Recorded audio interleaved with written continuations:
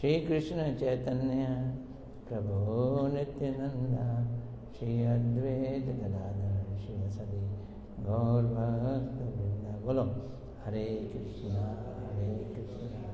कृष्णा कृष्णा हरे हरे, हरे राम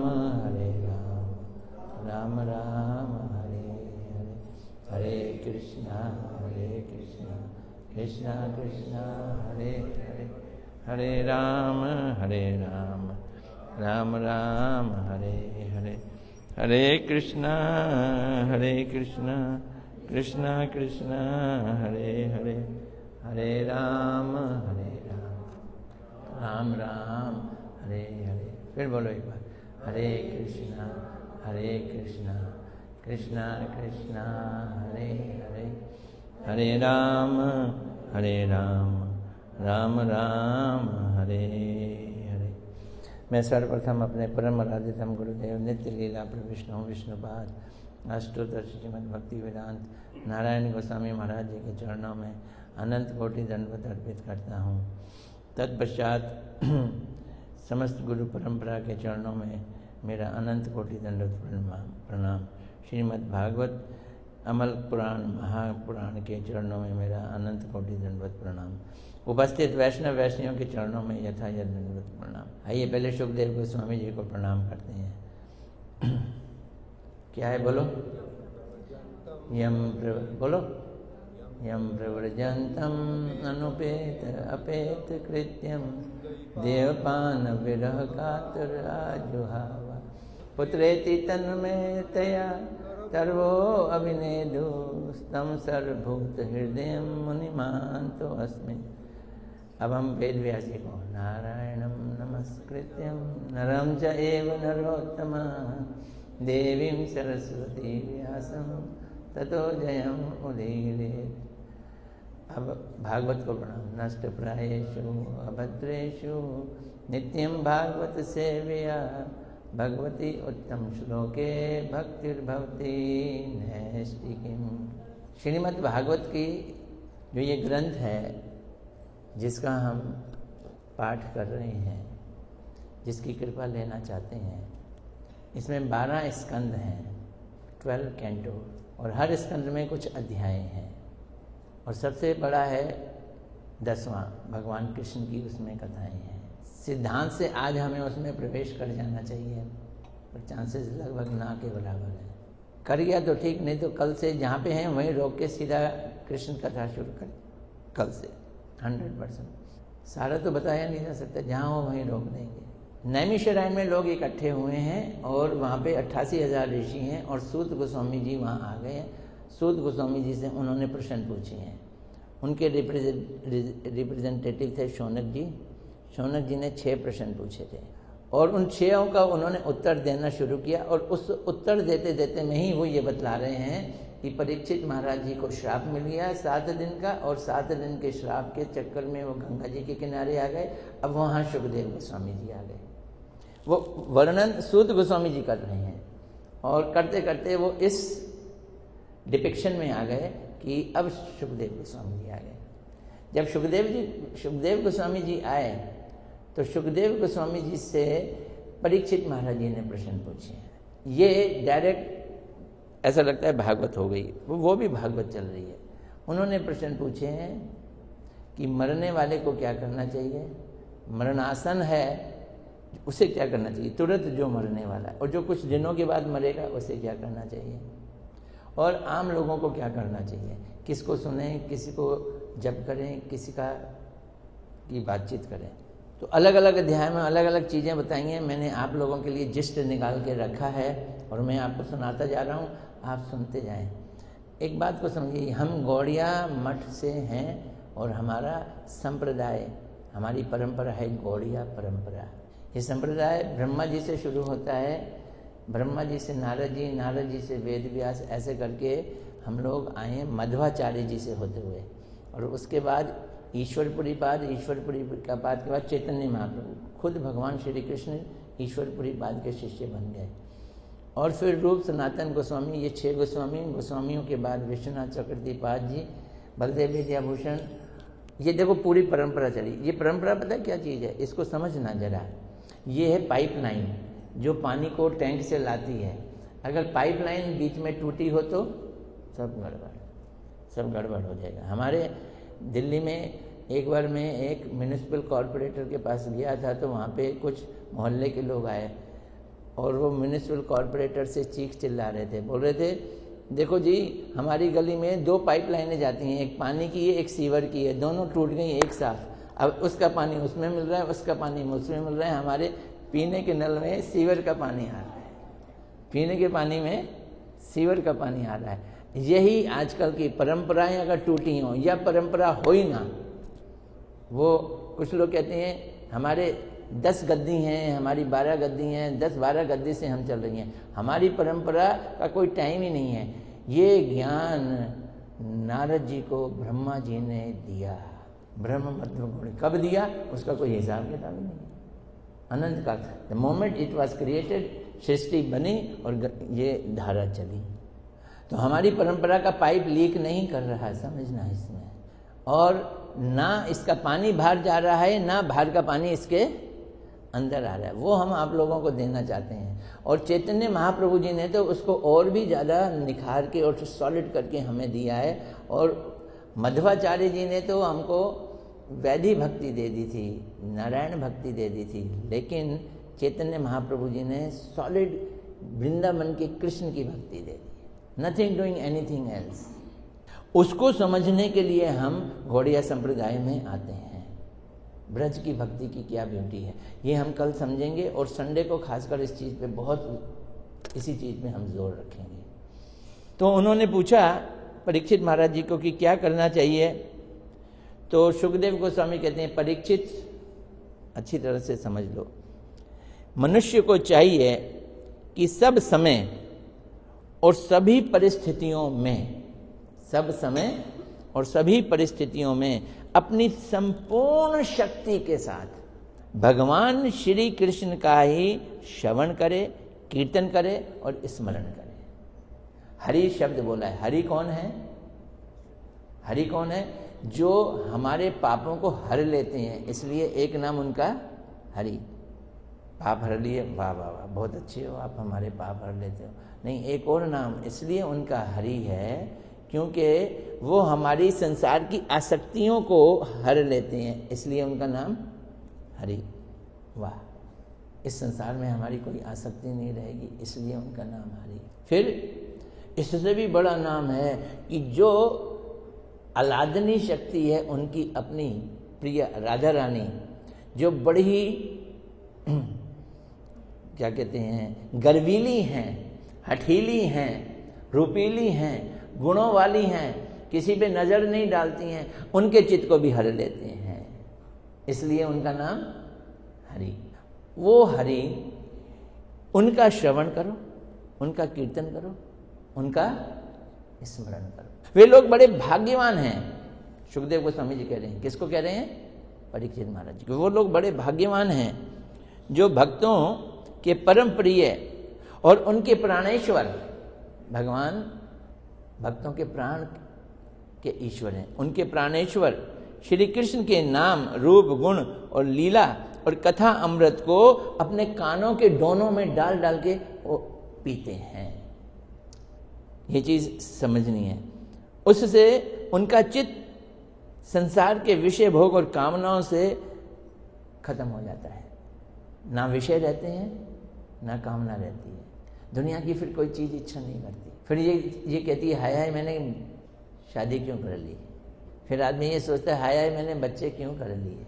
अरे नारद जी को ये था कि हाय हाय मैंने माँ क्यों कर ली। वो अपनी माँ से ही बेजार हो गए थे, और जब माँ को सांप डस गया तो बड़े खुश हो गए, चलो अच्छा हुआ, झंझट छूटा।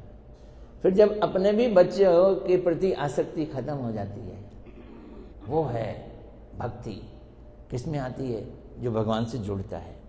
तो कृष्ण के नाम, रूप, गुण, लीला, कथा अमृत जब कानों से वो पान करता है, वो रैलिश करता है, उसका स्वाद लेता है, उससे उसका चित्त विषय भोगों की कामना दूर हो जाती है और उसे फिर मोक्ष पाने की भी इच्छा नहीं रहती है। देखो एक बात समझना, हमारे वैष्णव सिद्धांत मोक्ष के फेवर के नहीं है। मोक्ष किसको कहते हैं? मोक्ष कहते हैं भगवान की ज्योति में लीन हो जाना। संसार के कष्टों से मोक्ष हो गया। मोक्ष मतलब मुक्ति हो गई।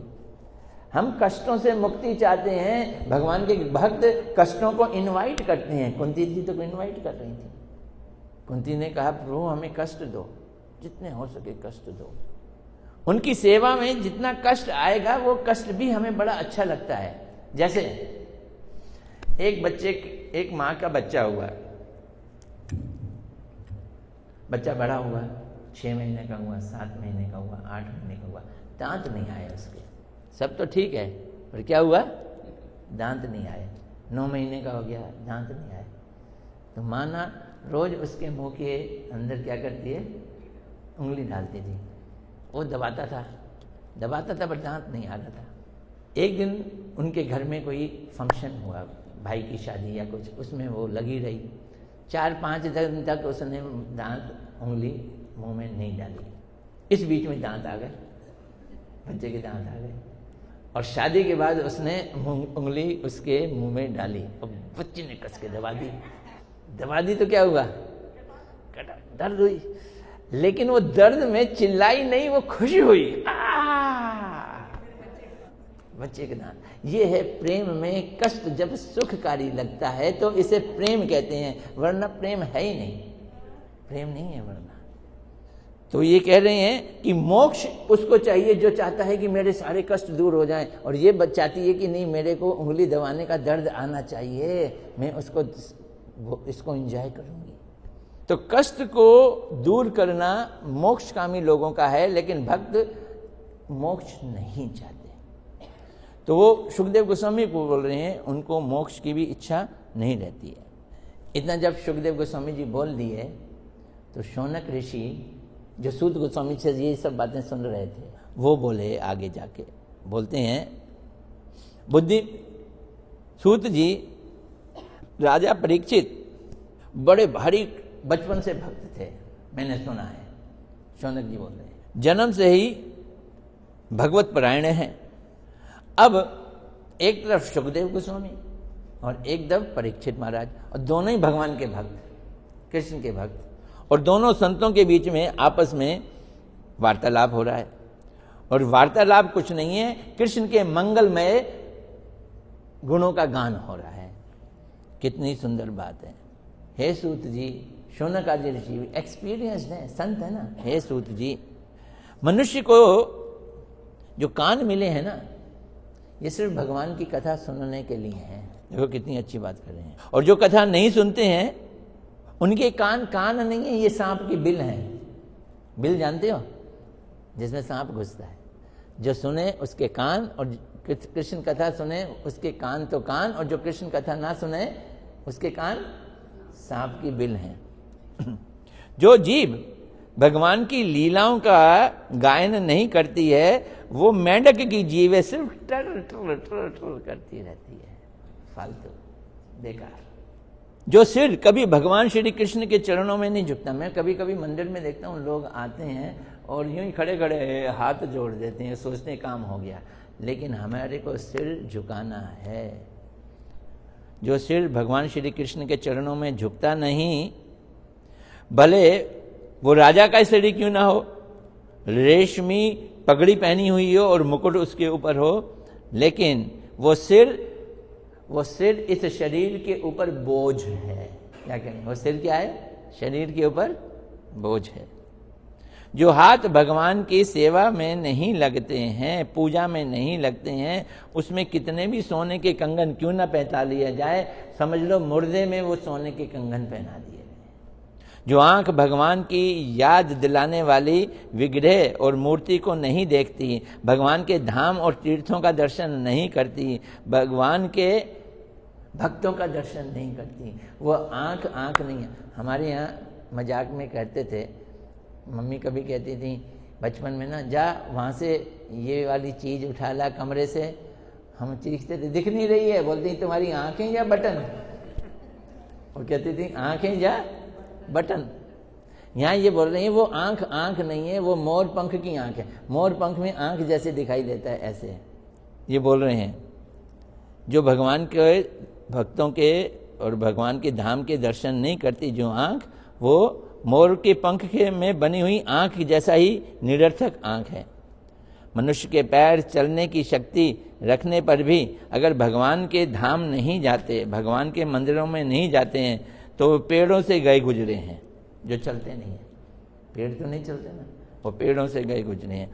जिस मनुष्य ने भगवत प्रेमी संतों के चरणों की धूल को कभी सिर पे नहीं रखा, वे जीते जी मुर्दा है। देखो, भक्तों के यहाँ पे आके और आगे बढ़ गए। अब भगवान से उतर के कहाँ पहुँच गए? भगवान के भक्तों के। जिस मनुष्य ने भगवान के चरणों पर चढ़ी हुई तुलसी की सुगंध नहीं ली, वो सांस लेते हुए भी निश्वास है, मरा हुआ है। सूत जी, वे हृदय नहीं है, वो वज्र है जो भगवान के मंगलमय नाम, गान और कीर्तन उनको सुनकर भी पिघले ना और बहे ना। जिस समय हृदय पिघल जाता है तो वो आंखों से बहकर निकलता है, रोम रोम खिल उठता है, पुलकित हो जाता है। प्रिय सूत जी, आपकी वाणी हमारे हृदय में मधुरता भर रही है। श्री सुखदेव गोस्वामी जी ने और क्या क्या प्रश्नों के उत्तर दिए, ये कृपा करके हमको बतलाइए। अलग अलग प्रश्न हैं। सृष्टि का भी प्रश्न था, वो मैं सब छोड़ के आ रहा हूँ। जो चीज़ हमारे लिए बहुत जरूरी है वो मैंने आपके लिए पकड़ा है। जब गोभी काटो ना खेतों से, गोभी काटते जाती है, उसके संग में बड़े बड़े पत्ते भी होते हैं। तो वहीं अगर खरीदनी हो तो पत्ते वाली गोभी खरीदनी होगी, घर आके और पत्ते हटाने हैं। लेकिन अगर मॉल में चले आओ तो कटी होगा, फूल खाली तुम्हारे हाथ में आएगा। तो मैं ये मॉल वाली आपको भागवत सुना रहा हूँ।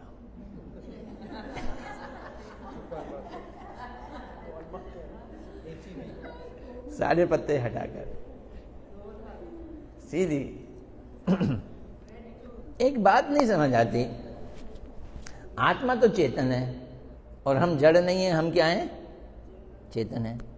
और ये शरीर जड़ है। इन दोनों में कॉम्बिनेशन कैसे बन गया? किसका? शरीर का और आत्मा का ये मेल कैसे हो गया? ये बात नहीं समझ आती। तो ये एक प्रश्न पूछा उन्होंने। और एक और प्रश्न पूछा था कि भगवान श्री कृष्ण यहाँ आए और ये तो विनाशशील जगत है, तो क्या वो उनका भी शरीर विनाशशील है? तो ऐसे कई सारे प्रश्न पूछे थे। इन दो प्रश्नों को हम ले रहे हैं। क्या जवाब दिया है? श्री सुखदेव गोस्वामी जी बोल रहे हैं, बोलते हैं, हे राजन, जब कोई व्यक्ति सो जाता है तो वो सपना देखता है। सपना नींद का प्रोडक्ट है। जो बिना सोए सपने देखते हैं उसको पागल कहा जाता है। बोलते हैं, वाह, तू सपना देख रहा है या जगे हुए सपना देख रहा है? डे ड्रीमिंग कर रहा है। डे ड्रीमिंग को प्रैक्टिकल आदमी नहीं कहा जाता है। लेकिन आजकल तो मोटिवेटर ऐसी ऐसी बातें बोल रहे हैं, सपने देखो, सपने पूरे करो और जोश से सपने देखो भी और सपनों को पूरा भी करो। तो वो बोलते हैं, राजन, जब आदमी को नींद आती है तो सोता है और उसमें सपना आते हैं और फिर स्वप्न में अनेक पदार्थ देखता है और नींद खुलने पर फिर कोई पदार्थ नहीं रहते। अर्थात नींद के बिना जैसे ना तो स्वप्न होता है और ना ही स्वप्न में दिखने वाले पदार्थ होते हैं, उनसे हमारा कोई संबंध भी नहीं रहता। आप सपना देखो, सपने में आप देख लो किसी से आपका संबंध जुड़ गया है, बड़ा क्लोज है, आपके पास है, और उसी समय सपना खत्म, तो वो आदमी के संग क्लोजनेस खत्म। उसी समय हमारी आसक्ति क्या हो जाती है? स्वप्न से आसक्ति हमारी खत्म हो जाती है। उसी प्रकार जीव जो स्वरूप से श्री कृष्ण की चित्त रूपा शक्ति है, उसका माया के साथ संबंध होने से उसे पंच भौतिक शरीरों से संबंध हो जाता है। आदमी का नींद से संबंध हुआ तो स्वप्न आ जाता है, और जीव का माया से संबंध हुआ तो उसको ये शरीर मिल जाता है। अर्थात जैसे ही स्वप्न एवं स्वप्न के पदार्थ के साथ स्वप्न दृष्टा के संबंध का कारण नींद है, वैसे ही जीवात्मा के पंच भौतिक शरीर का कारण क्या है? माया से संपर्क, माया के साथ संपर्क। क्यों होता है माया से संपर्क? जीव तो चेतन है, माया से संपर्क क्यों होता है? बोलते हैं चेतन तो है लेकिन अणु है। जैसे एक आग है, जंगल की आग है, उस आग में सारी जंगल की लकड़ियों को जला देने की ताकत होती है, लेकिन उसी आग में चिंगारियां भी निकलती हैं। चिंगारियां भी आग हैं, लेकिन वो आग नहीं है जो आग में आग है, पर चिंगारी भी क्या है? आग है। तो हम जीवात्माएं निकली तो भगवान से हैं, भगवान की शक्ति से हैं, हम चेतन वस्तु हैं, लेकिन हम चिंगारी हैं। अब चिंगारी पलट के यहां आके गिर गई और आप उसको कटोरी से ढक सकते हो, कवर हो गई। और जंगल की आग को ढकोगे? उसको तो आप ढक नहीं सकते। तो वो बोलते हैं अणु स्वतंत्र के दुरुपयोग से पैदा हुई भगवत बहिर्मुखता के कारण माया से आविर्भूत जीव का संबंध माया से जुड़ जाता है। ये जो छोटी सी जीवात्मा है, अणु जीवात्मा है, जिस घड़ी भगवान को पीठ दिखाती है, इसे कहते हैं विमुखता। एक होती है मुख, उन्मुख, और एक होता है विमुखता। विमुखता का मतलब है भगवान की तरफ क्या कर दिया? पीठ कर दी। तो जैसे ही हम भगवान की तरफ पीठ करते हैं, सामने माया होती है। एक तरफ माया है, एक तरफ भगवान है। या तो भगवान की तरफ पीठ कर लो या माया की तरफ पीठ कर लो। अगर भगवान की तरफ मुख है तो पीठ है माया की तरफ, और अगर भगवान की तरफ पीठ है तो मुख है माया। हमारी फर्स्ट मिस्टेक, मूल भूल ये हुई कि हमने समहाउ और अदर भगवान की तरफ क्या कर दी? पीठ कर दी। इसे कहते हैं विमुखता। तो बोलते हैं भगवान की विमुखता क्योंकि हमने, क्योंकि अणु होते हुए भी हमें थोड़ी सी फ्रीडम मिली हुई है। जीवात्मा को थोड़ी सी फ्रीडम क्यों मिली हुई है? फ्रीडम क्योंकि ये जड़ नहीं है। अगर जड़ होती तो कोई फ्रीडम नहीं है। पत्थर को कोई फ्रीडम नहीं है, लकड़ी को कोई फ्रीडम नहीं है, आत्मा को फ्रीडम है, क्योंकि ये जड़ है और जड़ नहीं है, चेतन है। पर क्योंकि अणु चेतन है, इसलिए फ्रीडम भी अणु है। इसे कहते हैं फ्रीडम ऑफ चॉइस। चुन ले कि इधर पीठ करनी है या उधर पीठ करनी है, बस इससे ज्यादा कोई चॉइस ही नहीं है। और हमने उस चॉइस को मिस यूज कर दिया, और मिस यूज करके भगवान की तरफ क्या कर दी? पीठ कर दी, और माया की तरफ मुख कर दिया। यही नींद आ गई, नींद आ गई हमको। हम सो गए और क्या देखने लगे? स्वप्न देखने लगे। माया श्री भगवान की देवी और दुरत्या शक्ति है। इसको जीतना बड़ा मुश्किल काम है। इसे इंग्लिश में क्या? इनविंसिबल है। माया दुरत्या है। वे जीव शक्ति से प्रबल है।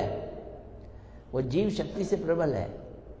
जीव भी शक्ति है पर चेतन है, और माया जड़ है, और पर जड़ माया भी प्रबल है जीव से। कैसे प्रबल है? अभी हमें आपको बतलाता हूं। वे जीव को पराभूत करके उसे पंचभौतिक देह दे देती है। जीव को क्या करती है? ये हिंदी आ रही है समझ? पराभूत का मतलब क्या है बतलाओ तो देखो कितने लोग जानते हैं?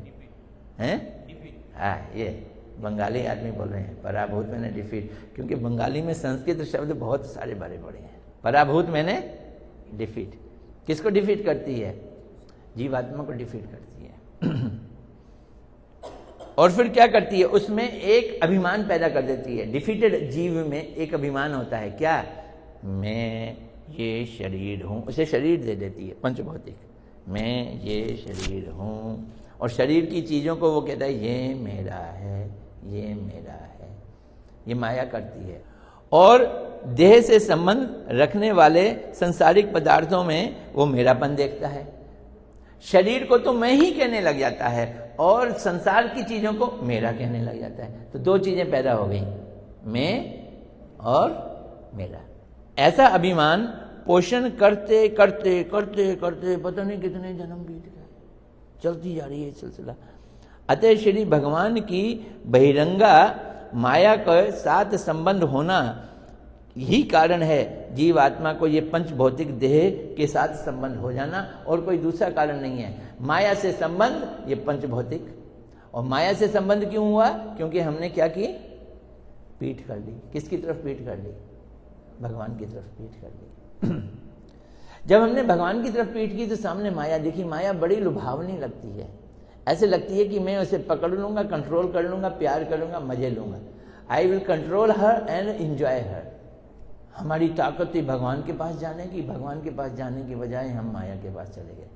मैं ये कई बार एक जोक सुनाता हूँ इसी सिलसिले में कि एक आदमी को स्वर्ग अलॉट हो गया, वो स्वर्ग जा रहा था, स्वर्ग के दूत उसको स्वर्ग ले जा रहे थे। रास्ते में उसने एक आवाज़ सुनी, डिस्को डिस्को डांस की। तो देखा बाएं हाथ में एक लड़की बड़ी सुंदर सी डिस्को डांस कर रही है।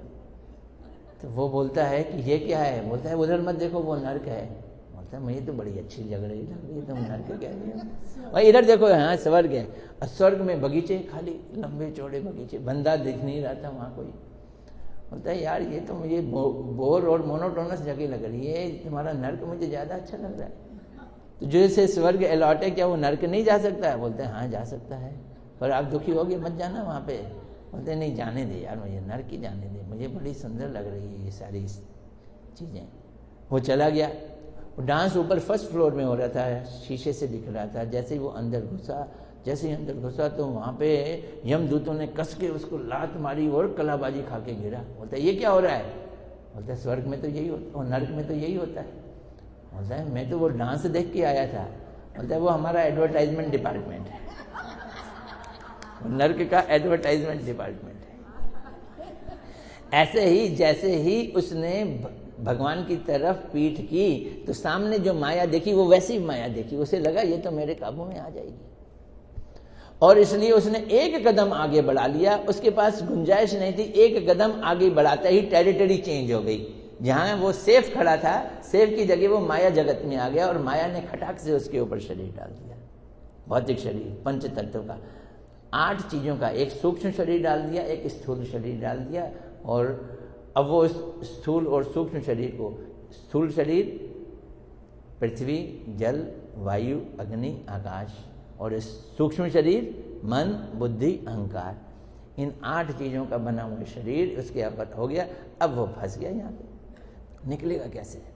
जब वो अपने को इतना ताकतवर कर ले कि ये शरीर उसको फंसा ना सके। तो मैं एक और दूसरा उदाहरण देता हूँ यहाँ पे। श्री भगवान का शरीर, अच्छा मैं क्या देता हूँ, तो भगवान की वो जीव बीच में खड़ा है ना, एक तरफ भगवान है और एक तरफ माया है।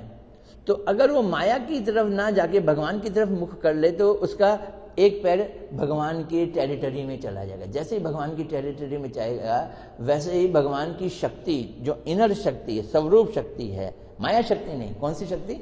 उनकी स्वरूप शक्ति, अंतरंगा शक्ति, इंटरनल एनर्जी, वो उसको पावर दे देती है। वो पावर दे देती है, फिर उस पावर से वो माया में जाने के योग्य नहीं रहता। जैसे आप बाजार से गुब्बारे खरीदो, बिना फूले हुए गुब्बारे, 1000 या 500 भी गुब्बारे खरीद लो, आपकी पॉकेट में आ जाएंगे, पिचके हुए गुब्बारे। अब उसमें से एक गुब्बारा निकालो और उसको फुला दो, बहुत भी ना फुलाओ, आधा ही फुला दो, वो पॉकेट में आएगा अब आपके। तो पिचके हुए गुब्बारे 1000 आपकी पॉकेट में आ जाएंगे, और एक भी गुब्बारा थोड़ा सा भी फूल गया फिर वो आपकी पॉकेट में नहीं आया। पॉकेट माया है, ये पिचके हुए गुब्बारों को ही रख सकती है, ये फूले हुए गुब्बारों को नहीं रख सकती। जैसे ही हम भगवान के संपर्क में आते हैं तो हम फूले हुए गुब्बारे हो जाते हैं। किससे फूल जाते हैं? भगवान की चिन्मय शक्ति से। इसे कहते हैं चिद बल। हमें क्या मिल जाता है? चिद बल मिल जाता है। अब वो चिद बल अगर मिल गया फिर पॉकेट किसी काम की नहीं है, फिर गई। बचना है तो चिद बल चाहिए आपको। अच्छा, अब भगवान के लिए वो बोल रहे हैं। सुखदेव जी ने कहा, परीक्षित तुम्हारे दूसरे प्रश्न का उत्तर ये है कि भगवान का शरीर माइक नहीं है, सच्चिदानंद है। वो उस ही विग्रह को लेकर इस धाम पर भी आते हैं और यहाँ पर अपनी लीलाएं करके फिर वापस अपने धाम में चले जाते हैं। और भगवान का इस माया जगत में पार्शियल प्रवेश है, वो पूर्ण रूप से इस माया जगत में नहीं रहते, पार्शियल रहते हैं। हम सबके साथ परमात्मा के रूप में रहते हैं, तो एक अंश रूप में वो सबके साथ रहते हैं। पूर्ण कहाँ रहते हैं? पूर्ण अपने धाम में रहते हैं। पर उस धाम से जब वो यहाँ आते हैं तब वो कैसे आते हैं?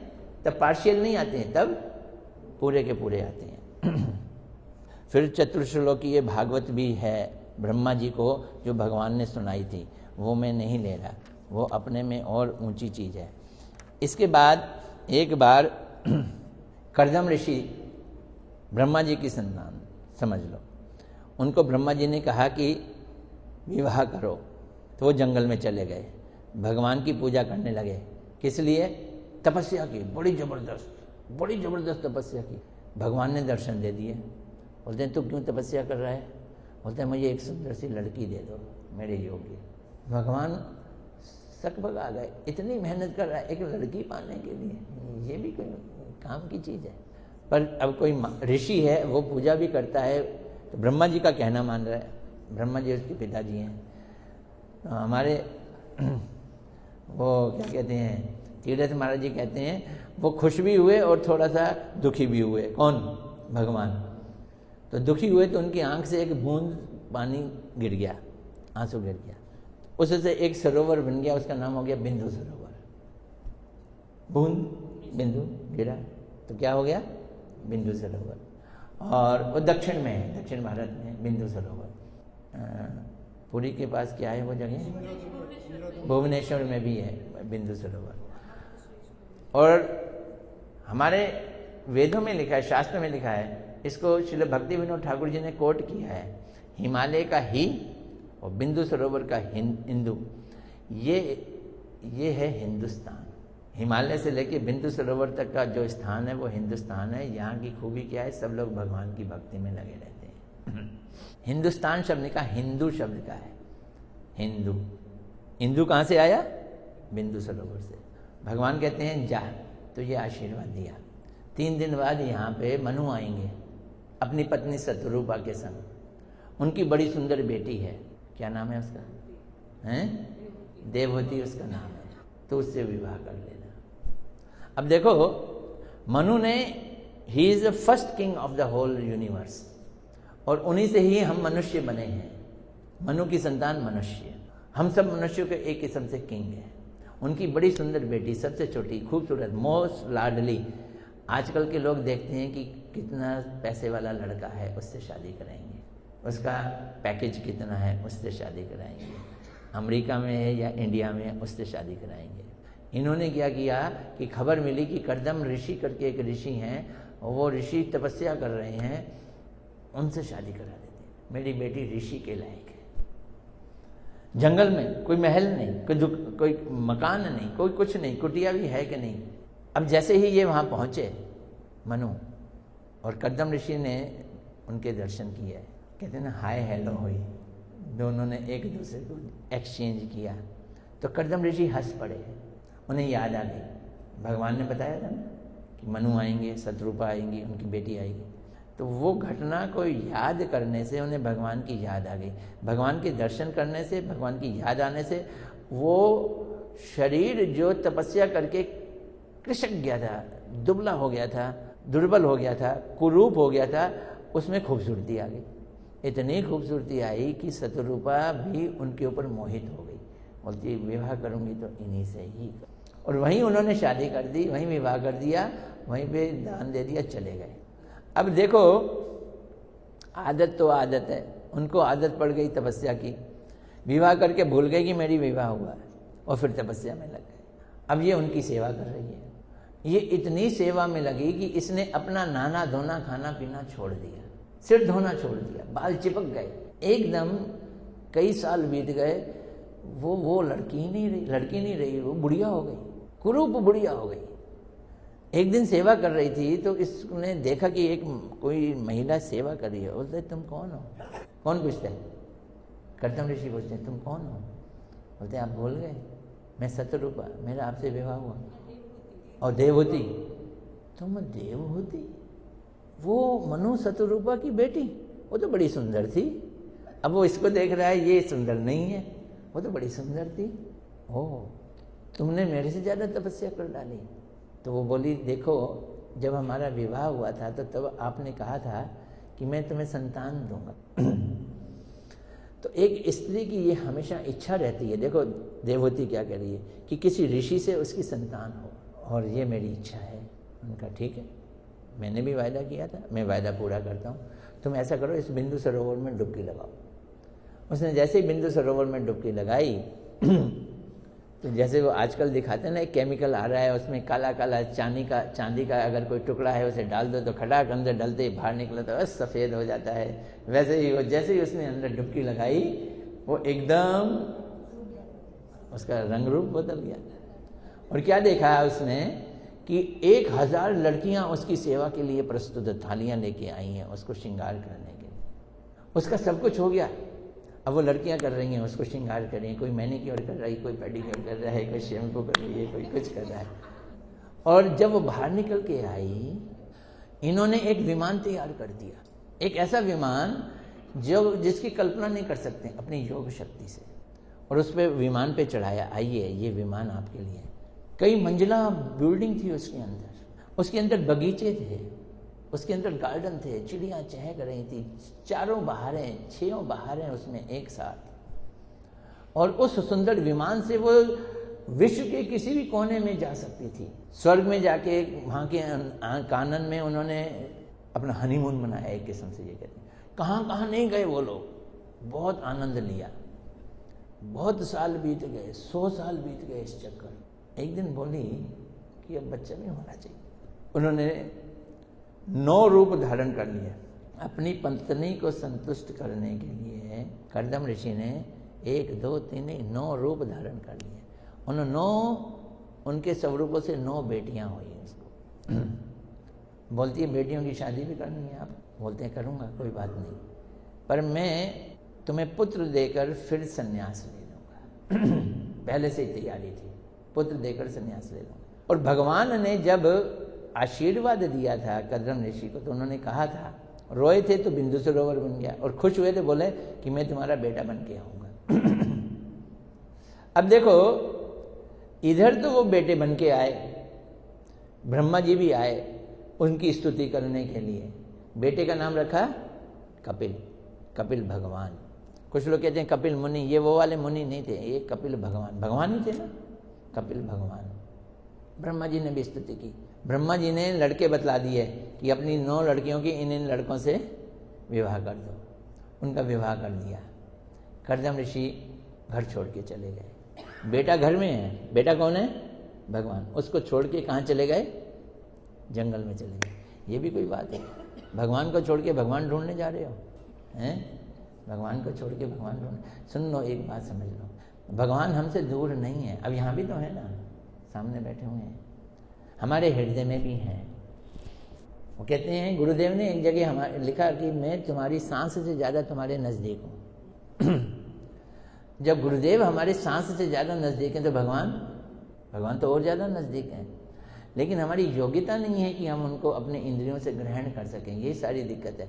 ये तपस्या, ये योग, ये जप, ये संन्यास अपनी योग्यता बढ़ाने के लिए करना पड़ता है।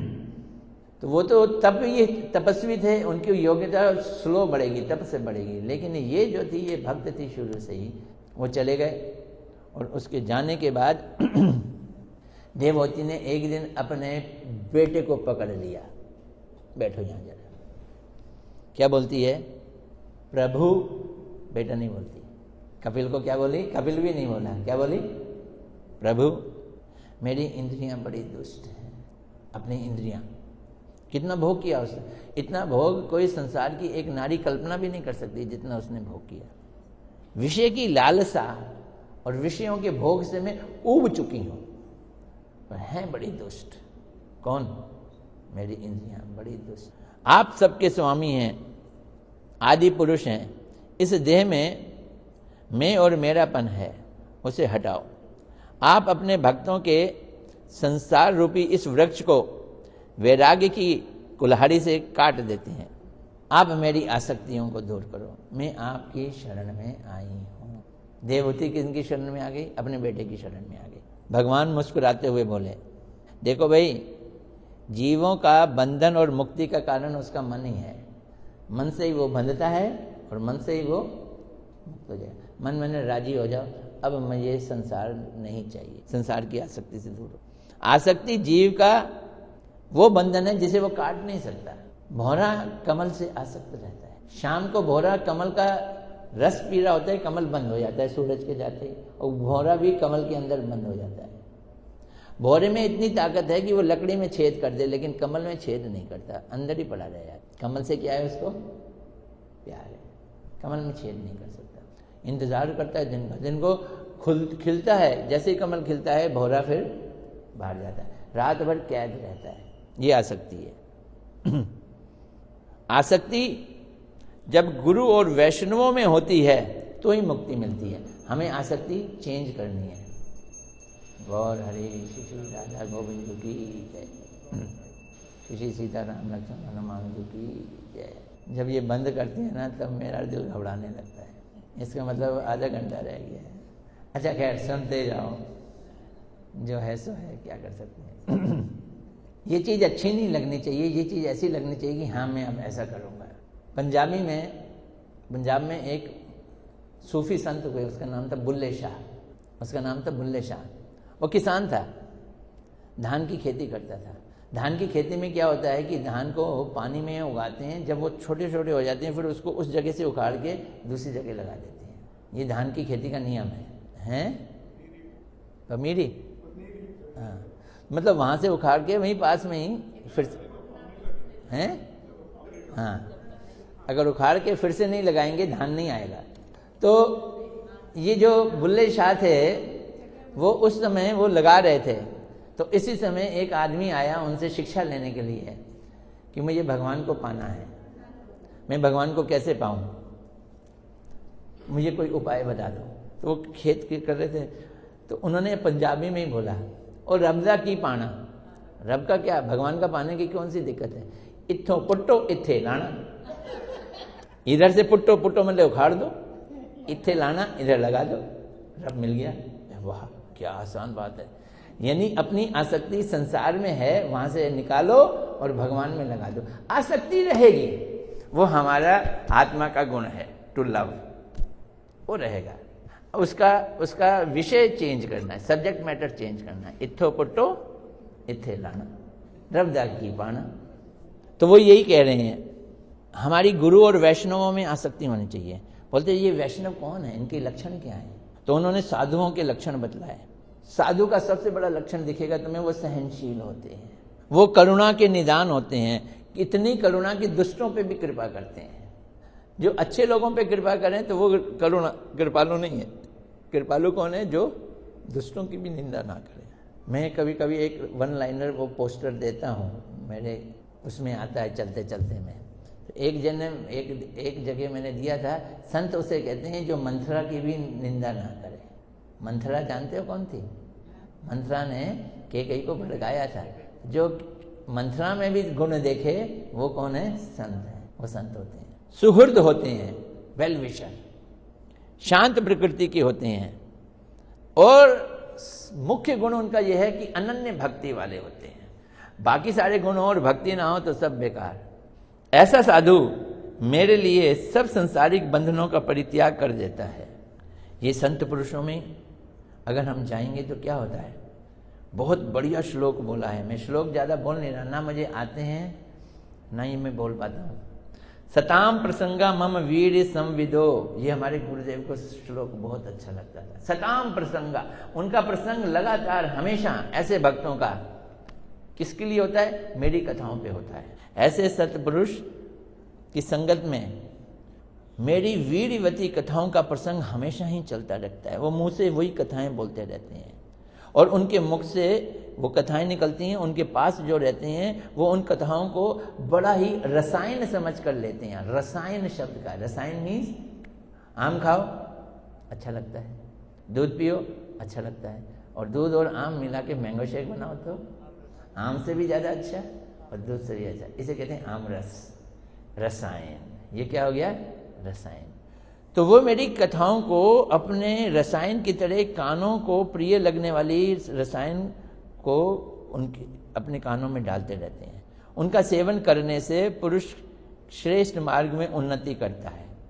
और ऐसे व्यक्ति को जो ऐसे साधु संग में इन कथाओं को सुनता है, उसके हृदय में पहले श्रद्धा पैदा होती है और उसके बाद 3-4 स्टेजेस हो रहे हैं। वो स्टेजेस के साथ फिर बाद में रति आ जाती है। श्रद्धा के बाद रति, और रति के बाद भक्ति। यहाँ भक्ति का मतलब प्रेम समझ लो, श्रद्धा, रति और फिर अंत में भक्ति, प्रेम आ जाता। श्रद्धा, रति, भक्ति,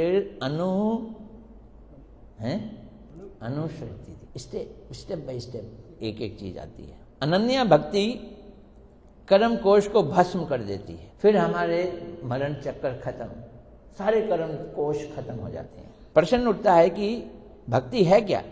तो उसके उत्तर में कहते हैं, मेरे चरणों में रुचि पूर्वक सेवा करना ही भक्ति है। कह कौन रहे हैं? कपिल जी कह रहे हैं। कपिल कौन है? भगवान है। मेरे चरणों में अपने को कर्ता मानना, यही जन्म मरण का चक्कर है। और सुनो, 5 महाभूत हैं, पृथ्वी, जल, वायु, अग्नि, आकाश। 5 ज्ञानेंद्रियां हैं, नाक, आंख, कान, जीवा, त्वचा, ये 5 ज्ञानेंद्रियां हैं। और इन 5 ज्ञानेंद्रियों के 5 विषय हैं, रूप, रस, गंध, स्पर्श, ये शब्द, ये 5 क्या हैं? विषय हैं। और ऐसे ही 5 कर्मेंद्रियां हैं, हाथ, पैर, नाक और मलमूत्र त्यागने के रास्ते, ये 5 सबको जोड़ो, ये 20 हैं। अब 20 खाली ये काम नहीं कर सकती, इनके संग सूक्ष्म चीजें मिली हुई हैं 4। क्या क्या है? चित्त, मन, बुद्धि, अहंकार। टोटल कितनी हो गई? 24। अब ये 24 भी कुछ नहीं कर सकती, उसमें आत्मा का प्रवेश होना जरूरी है, ये चेतन है। अब बाकी 24 चीजें क्या थी? जड़ थी। कितनी हो गई?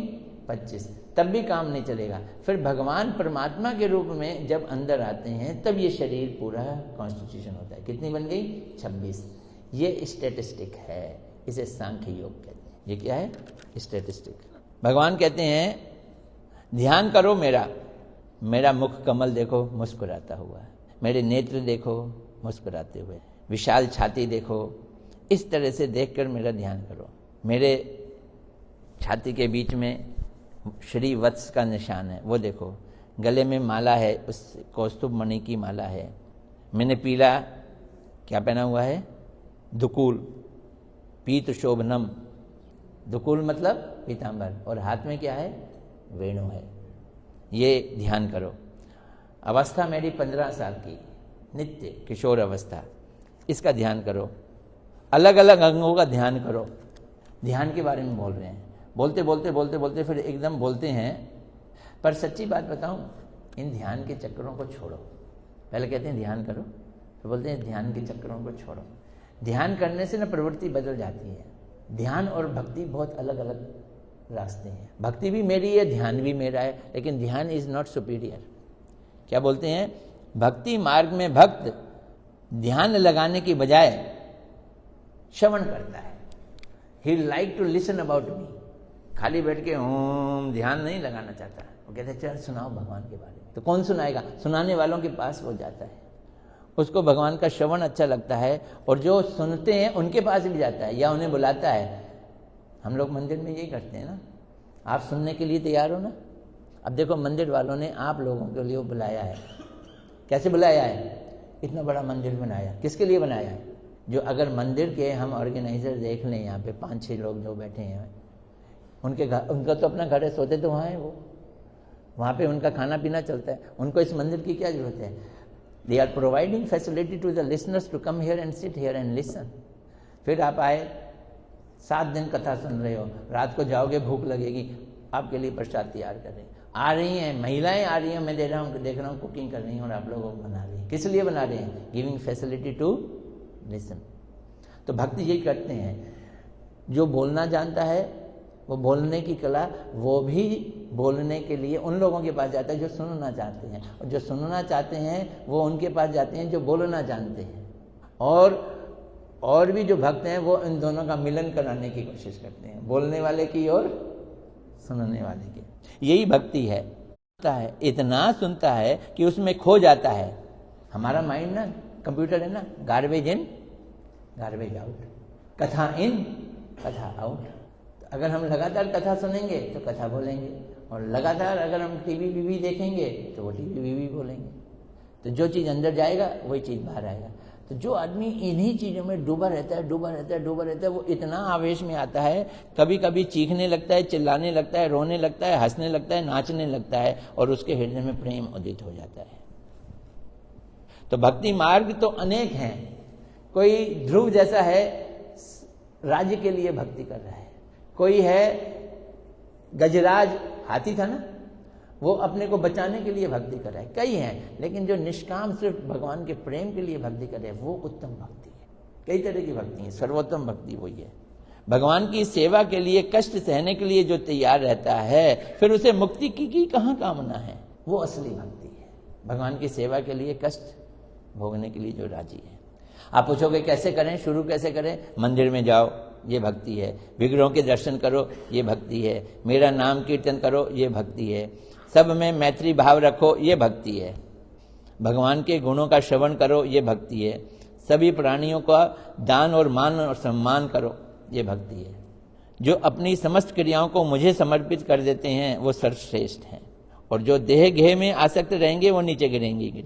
जो मांस खाते हैं, शराब पीते हैं, जुआ खेलते हैं और व्यभिचार करते हैं, उन्हें बहुत इस संसार में भी वेदना होती है और मरने के बाद उन्हें नरक मिलता है। यमदूत आकर ले जाते हैं, वो टट्टी पेशाब से निकलते हैं, वो ऊपर से नहीं जाते, ये बोल रहे हैं।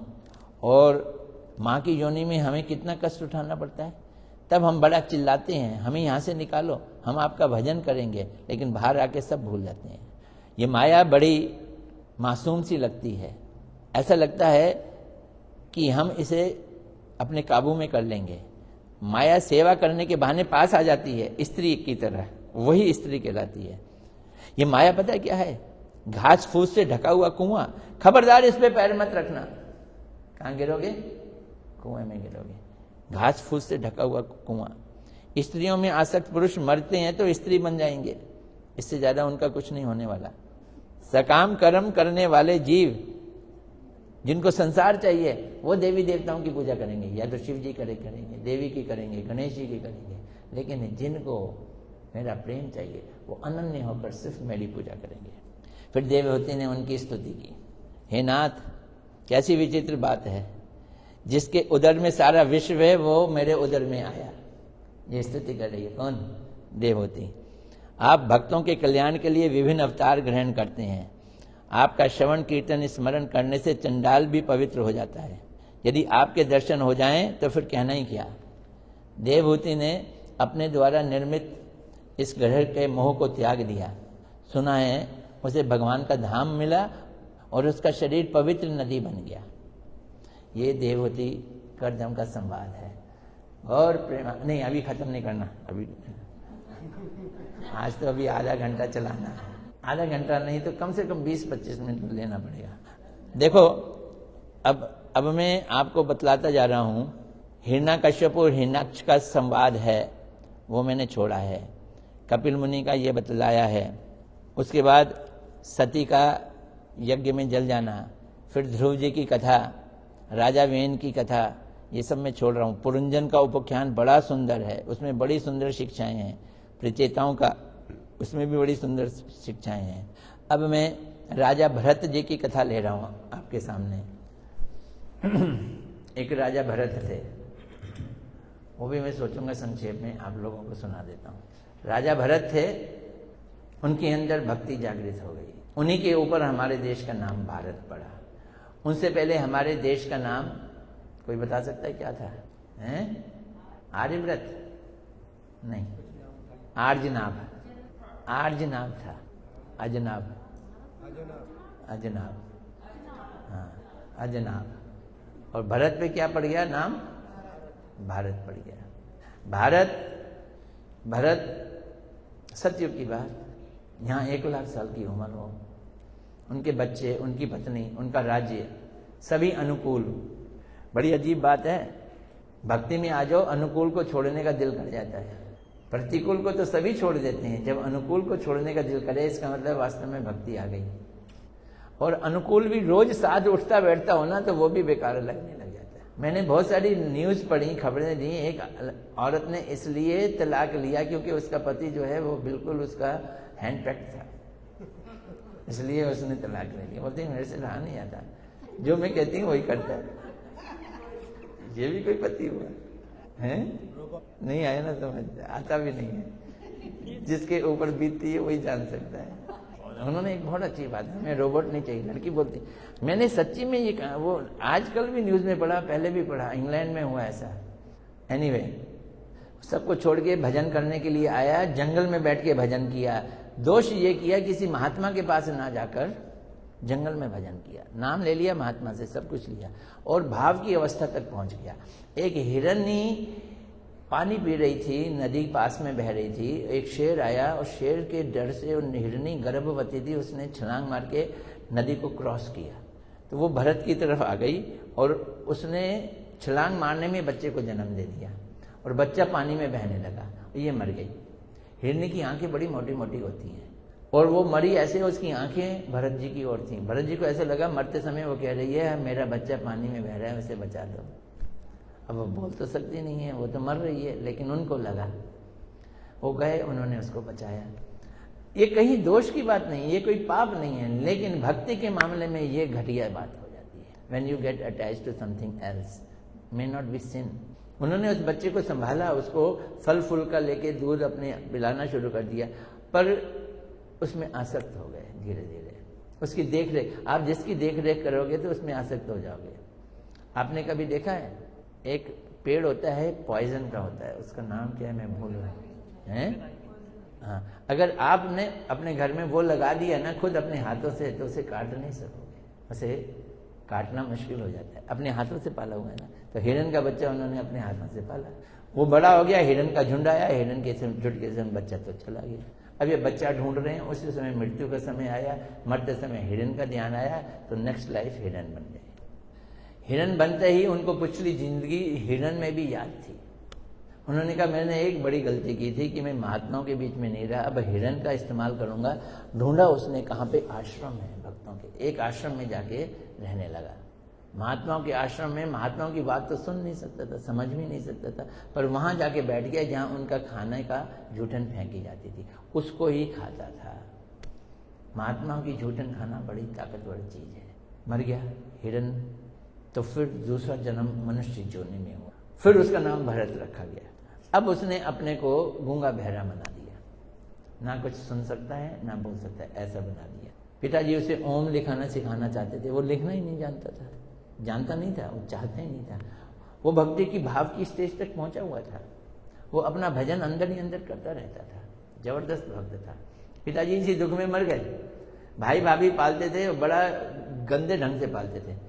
जो गायों को देते हैं ना लपसी, वही उसको खाने को दे देते थे, वो खा लेता था और हट्टा कट्टा हो गया। देखो गाय भैंसों का खाना बड़ा ताकतवर होता है, खाना शुरू कर दो, रोग दूर हो जाएंगे, ताकत ऊपर से आ जाएगी।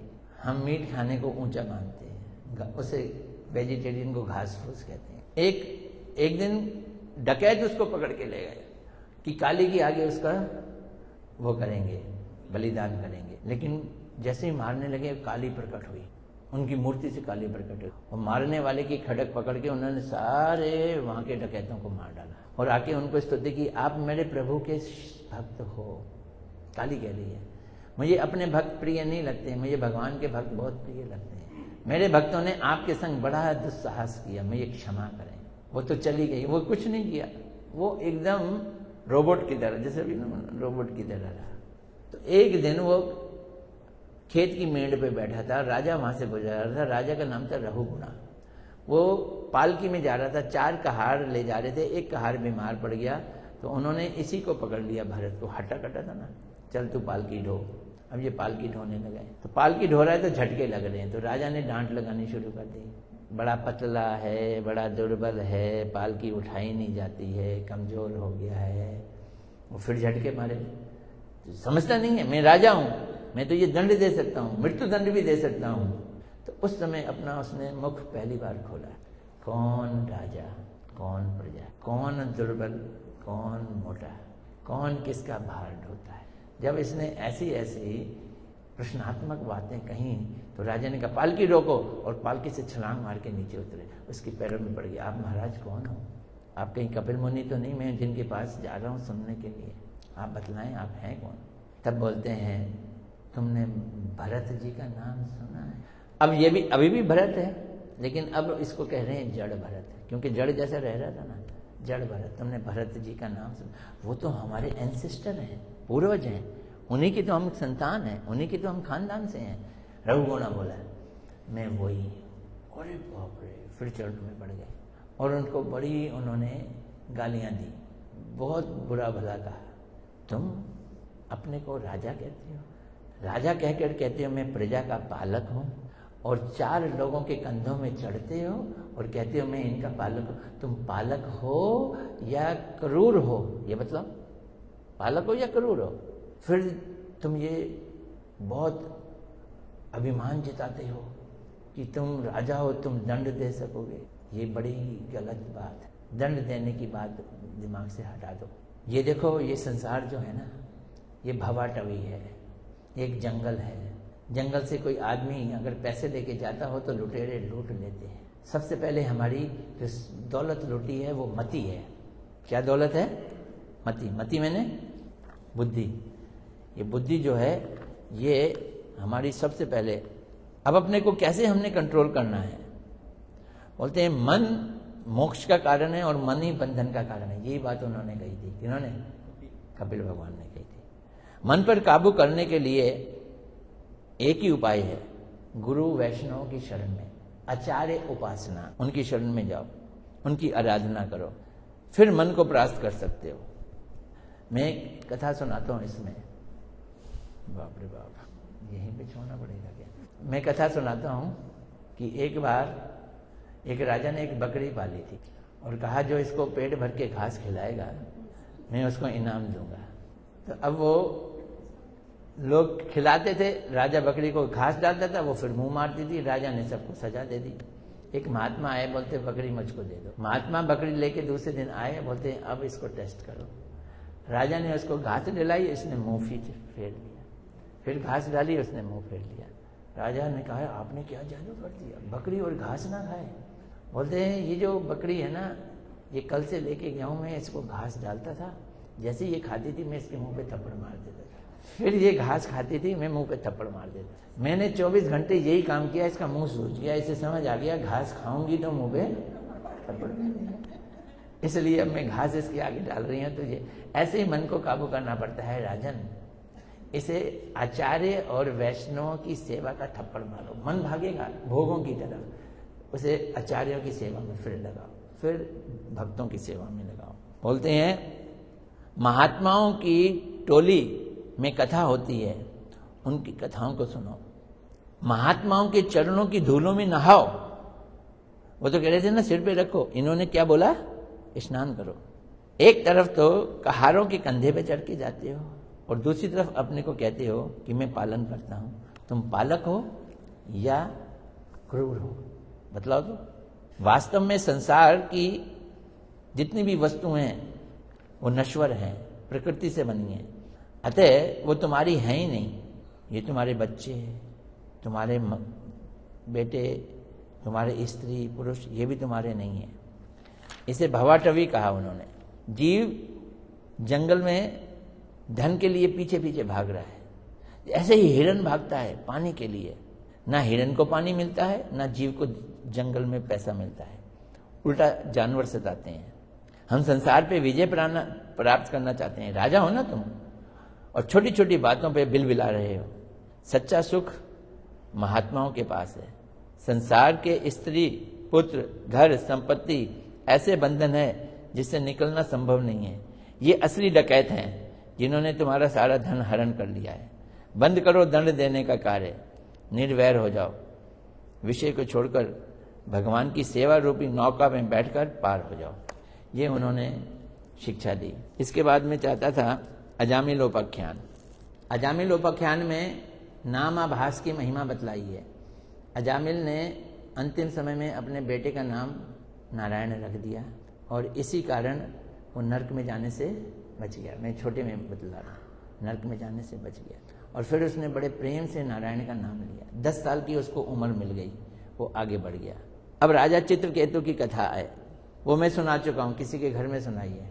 किसके घर में सुनाई? मैं याद नहीं आ रहा है। अभी तो अनीता प्रसाद के यहाँ तो प्रोग्राम ही नहीं हुआ।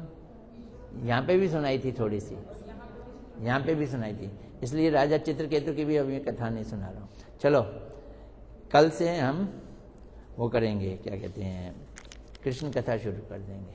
अभी बहुत सारी कथाएं वो मैं बता देता हूँ कौन कौन सी कथाएं मैंने छोड़ी हैं, ताकि आपको पता चल जाए क्या नहीं सुना और क्या सुना है वो भी सुना है।